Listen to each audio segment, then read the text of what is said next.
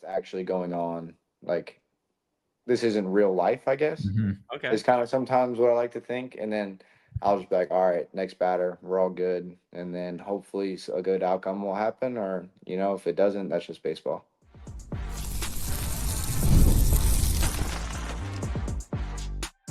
You are Locked On Rays, your daily Tampa Bay Rays podcast. Part of the Locked On Podcast Network, your team every day. All right, everybody. We hope you enjoyed part one of our interview with one of the Rays' top prospects, Brody Hopkins. We have part two on today's show. Great conversation. Thank you to him for joining us during the Thanksgiving break. And he's fun, he's talented, and we hope he's very successful in a Rays uniform one day. And all Rays fans are going to get to know him personally through this second part as well. So without further ado, let's get started. But first, we got to tell you, this episode is brought to you by Gametime. Download the Gametime app, create an account, and use code LOCKEDONMLB for $20 off your first purchase. How was that evolution to becoming a full-time pitcher? I mean, obviously, we went through the 6 or 7 pitches that you have. Like, how did you start going, okay, well, these are the pitches, this is my delivery? Like, how difficult was that to, get a hold of, completely changing your career? Well, when I got to Winthrop, I didn't know how to pitch, like, at all. Like, I just would go up on the mound and be an athlete and throw it as hard as I could. And then when I got to Winthrop, that's when I was obviously still two-way there, but like I kind of focused more on pitching, but I was still hitting BP and doing defensive drills and everything like that. So it's like I never like I would say that this first year of pro ball was like my first year of pitching, like full just focusing on pitching. Wow. But no, I think I'm just kind of like a quick learner. So like when I like see somebody, like I like to watch people's pitches on YouTube, and like I like to see how they throw it, what they think and their mindset on it. So it's like whenever I first realized I could throw like a curveball from a low arm slot and that was still really hard and still had kind of a lot of depth, I was just like, that's not fair. And I like that, so I'm going to keep throwing it more. And then, so yeah, and then I kind of threw like a cut ride fastball in college on accident sometimes. Mm. And then, so the Mariners were like, we kind of like that. We should try to do that, but like as just a cutter. So that's when I started throwing the cutter more, got comfortable with it. And yeah, that's pretty much it. That's awesome. So now you get drafted, you start getting some action in the minors. What was your first culture shock of, okay, this is pro baseball now? Was it anything with the competition, or for you, it was a pretty seamless transition of going from the college game to the pro game? Spring breakout game. Ooh, okay. I was You so had that ready like a katana. Okay. oh yeah, because it's true. But I was like in live ABs, I was doing fine. Like I was getting people out, striking people out. I was like, okay, like I can for sure do this. I get to the spring breakout game, and I think I walked the first guy. I think I walked the second guy, and I give up. I throw a 2-2 hanging change up, and it gets hit so far. And I was like, all right, welcome to pro ball. Yeah. Okay. Obviously you had a terrific 2024 year, but I think it's necessary for us as baseball fans to understand that we're going to see guys fail more than succeed. It's a very difficult game. Very, very difficult game. You mentioned something, walks. How lonely can it be when you're on that mound, command gone, control gone, no pitches? You've got 6.5 pitches. None of these bad boys are working. What is going on in the brain? Like, do you do breathing exercises? Do you try to focus on like one thing? Like, what is going on through your head when nothing is working? I mean, that's still something that I'm trying to figure out, honestly. But I think what works best for me is just not letting one pitch mess with the next, because if you do, then that one's gonna also mess with the pitch after that, and then the one after that. And then once you get down that hole, it's kind of hard to dig yourself out, especially as a pitcher, because like the game is where you are. It's what you're doing. Like, and I don't know, like for me, I kind of just like something bad happens, I kind of just like to, just people say breathe, but I kind of just like to forget that like I'm playing baseball. Okay. Like I like to just kind of sit there and just be like, what's actually going on? Like this isn't real life, I guess. Okay. It's kind of sometimes what I like to think, and then I'll just be like, all right, next batter, we're all good, and then hopefully a good outcome will happen, or if it doesn't, that's just baseball. Now, going back a little bit, you're growing up and then playing in college. What ultimately led you to going to College of Charlestown? Did you have bigger offers out there, or it was one of those, hey, I'm a little bit of a diamond in the rough? Because based on where you are right now, I would think that, every SEC, ACC school would be going after Brody Hopkins. But was it more of like a late bloomer thing or wanting to stay close to home? What was kind of the reasoning behind all that? I wouldn't say I was like a diamond in the rough, but I wouldn't say I was like a superstar either Yeah. by any means. But no, Coach Holbrook coached my brother at South Carolina, so we built that relationship from when I was in 5th grade, 6th grade, Okay. growing up, and then he ended up going to College of Charleston. He was the first person to offer me, and I was like, yeah, I mean, let's do it. That's what I wanted to do. So after I committed, I didn't talk to any other schools. So I don't know if I got any other offers. Probably, I don't know. I didn't really like look for any other offers. Yeah. But then when I got to Winthrop, or whenever I entered the transfer portal, I wanted to go to South Carolina. That was my dream school. But they didn't feel the same way about me, so it was all good. Went to Winthrop, did my thing, got to where I am now, and I think there was a chance in high school people would have thought I was going to be here, but after my first 2 years at College of Charleston, it's like nobody thought I was going to be here. You know what I mean? Yeah. Now this upcoming season, we still have a off season to go through, spring training and all that. What are some of your major goals for 2025? Have you kind of focused on that or thought about that a little bit of what you'd like to do on the mound? Yeah, I've got some personal goals, but I'm not a big like one to like share the personal goals because Okay. sometimes I feel like they won't work out. But no, I mean, I just want to be able to fill up the zone more. If you're asking the baseball version of me, Yeah. like I just want to fill up the zone more, lower my walks, punch more people out. But if they ground out or pop up, I mean that's fine too. I'll tell you one goal. I want to have a sub-3 ERA next year. Nice. This month, Ibotta is giving new users 100% cash back on your Thanksgiving feast.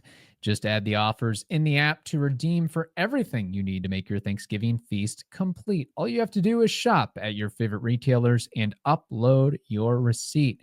Ibotta gives you cash back on hundreds of grocery items from produce to personal care to pantry goods, so you can get everything you need for the holidays. Other apps give you points that don't really amount to much, but with Ibotta, you get real cash back that you can cash out to your bank account, PayPal, or gift cards. You can also earn cash back on hundreds of online brands and retailers too when you start with Ibotta, including Lowe's, Macy's, Sephora, Best Buy, and so much more. So, what are you waiting for? Download the Ibotta app now and use code LOCKEDONMLB, LOCKEDONMLB, to get 100% cash back on your Thanksgiving feast starting November 1st. Just go to the App Store or Google Play Store and download the free Ibotta app and use code LOCKEDONMLB. That's IBOTTA in the Google Play or App Store and use code LOCKEDONMLB. LOCKEDONM. I spelled that right. LOCKEDONMLB. There we go. If I want to save money on tickets for sports, concerts, comedy, theater, Kevin, what do I have to download? There's only one thing to download, and that is Gametime. What if I want to know the total up front with no surprise fees at the end, Kevin? This is very important to me. I don't want to be lied about the total. What do I have to download? Gametime. What about if I want a panoramic view of my seats in the app before I buy? Where do I go? Let me think. Gametime. That's right. So today, take the guesswork out of buying tickets and go get yourself something in Gametime. Download the Gametime app today, create an account, and use code LOCKEDONMLB for $20 off your first purchase. Terms apply. Again, create an account and redeem code LOCKEDONMLB for $20 off. Download Gametime today. Kevin, what time is it? Game time. Okay. You've hit on two things, and I don't know which one to go to, but I'll take the last one. You said sub three ERA. There's this kind of silly war, quote unquote, between new stats, analytics, or traditional baseball stats. Oh yeah, It's I know. silly. It's so silly. I mean, I think where do you it's go with that? ERA honestly does not matter in a Okay. way. In a way, I've always seemed like I've always kind of dug myself into a hole from thinking that baseball was you could control some things, but you can't. You're just gonna you can't control much in this game other than what you do personally. Like you can't control. Like if you throw a ball down the middle, it could be called a ball. Sure. Like you can't really control much, but I don't think ERA matters because you could throw pitches exactly where you're supposed to, and Shohei Ohtani can just hit one out backside down the left field line, or Aaron Judge can poke a ball over the right field wall. Like I mean, I don't know. With the Mariners, they taught us that basically ERA didn't matter, but you still had to like. I think it matters because like from a personal standpoint, if I'm giving up runs, I'm not going to be happy. Right. Yeah. But like obviously there's some times where it's like, oh, that's just baseball that happens, but like it doesn't have to happen where you have like a 7 ERA. Right. Like, yeah, exactly. It's you're never going to see a Hall of Fame pitcher that had a 7 ERA. Right. Yeah. It's those things. Like there's a little bit of context in here. I do agree with where it's like you could throw 9 pitches to the best spot you could pick, and those 9 pitches could get hit out because of how good these hitters are. So it's like I don't think it matters that much, but to an extent. I think one of the things that made me go to the realization that ERA really, it matters, but not that heavily. Yeah. It's the subjectivity of, hey, there's a dude who is eating popcorn, has salty fingers, and he says, you know what, that's a hit instead of an error. And then that's going to mess you up your ERA. Yeah. And he's up there, eating popcorn and drinking Diet Coke. And that is not okay with me. So I agree with that. Now, with the pitching repertoire that we were talking about earlier, are there and the goals for 2025, are there some things in that pitch mix that you think, okay, well, if I focused on my fastballs and the slider when I got to the Rays system, maybe in 2025 I'm going to maybe throw a little bit more curveballs or changeup or get that cutter, to be that deceptive pitch between the slider and the fastball? Like, what about those types of goals? I kind of like to just take it not slow, but like I kind of want to just use what's working, and if something's not working at the time, we just work on it in bullpens. And spring training is a big time where, like, especially when we're like getting back into throwing and throwing off the mound, it's like you can take that time to perfect that changeup that wasn't working at the end of the year, or like that sinker that wasn't running as much as it was at the beginning of the year. Like you can find out why it wasn't, because like towards the end of the year you're trying to just get to the end, you know what I mean? So it's like you're trying to just, you've thrown 100 innings already and you're just trying to get to the end. And I mean I don't really know how to explain that. So I want to go back to something. We had a little bit of a diatribe about ERA and maybe not mattering as much as people think. Are there certain stats, pitching stats, that you focus on, or that the organization or organizations have told you, hey, these are more important than ERA? Are there certain metrics that you kind of look at, or it's just, hey, I'm just trying to strike guys out and not allow walks? Yeah, I mean, nobody, they haven't really like emphasized that they wanted like to focus on a stat rather than something else. But I mean, I like to look at WHIP.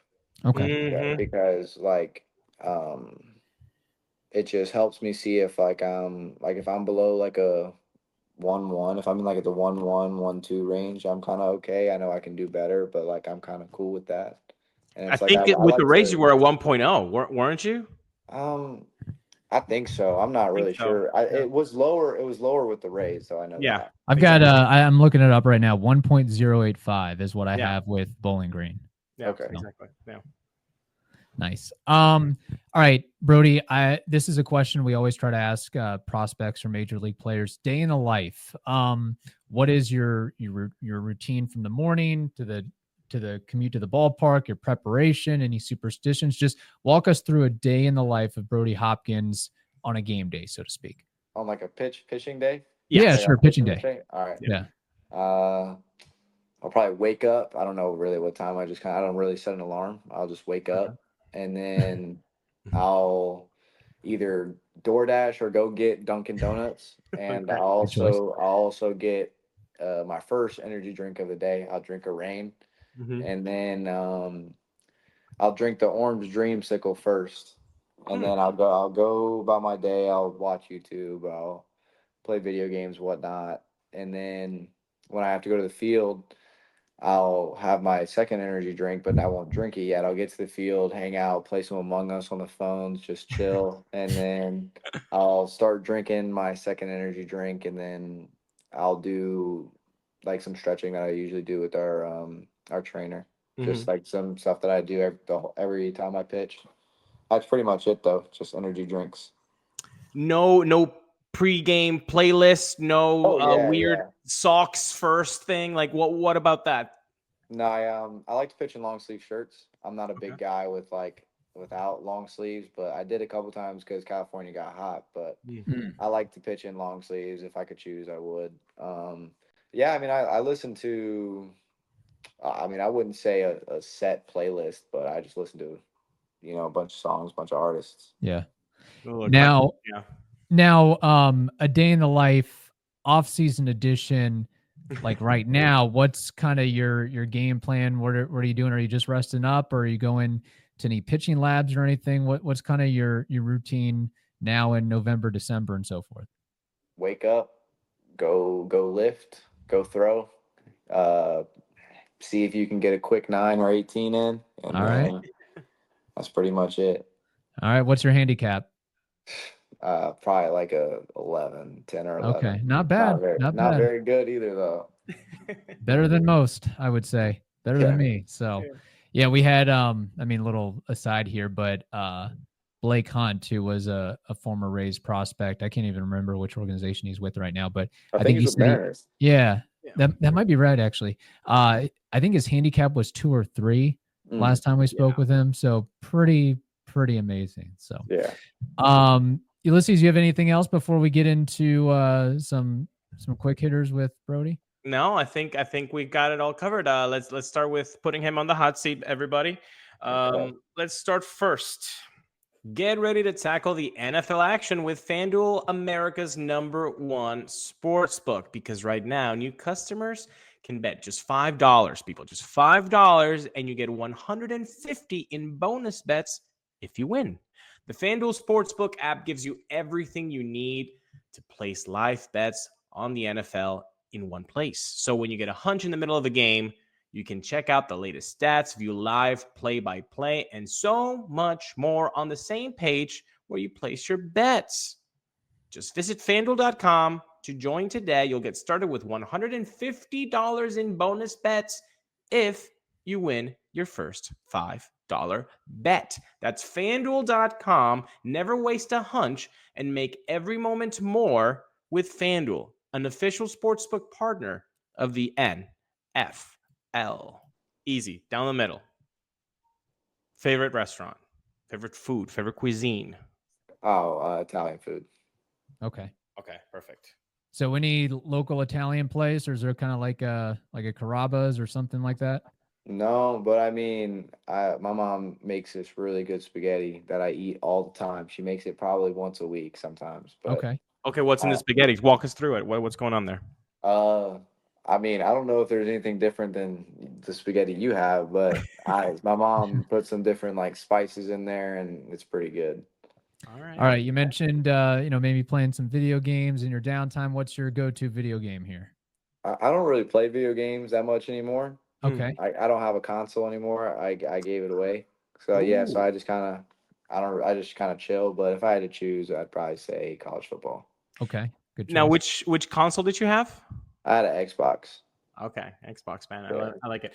Favorite artist? Ooh, Rod Wave.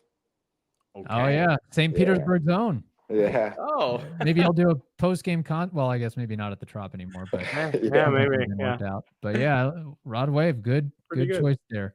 Ulises was looking for your favorite artiste, like Picasso, but that works too.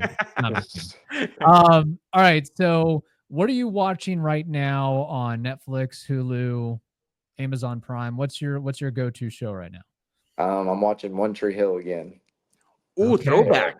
Yeah. Okay. I love One Tree Hill. My gosh, that's what. Remember that was UPN 44 or like CW or something like Something that? like that. CW. Yeah, my God. Okay, thank you for taking us back. Let's see. You're in a deserted island. I'm sorry, Brody. No baseball for you. You're in a deserted island, but you can take one person with you to struggle because they're gonna help you survive. Who is that one person you say, hey, you're coming with me? That's a good one.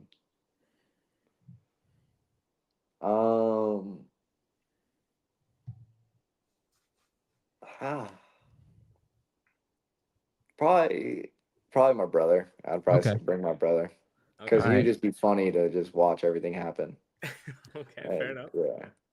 You can bring your baseball gloves and bat and maybe a little BP or something like that. Yeah. All right. So, favorite athlete of all time, any sport, who would it be? LeBron James. All right. Ooh. Again, quick. He knew that right off there. LeBron James is the GOAT of anything. Have you seen LeBron play live?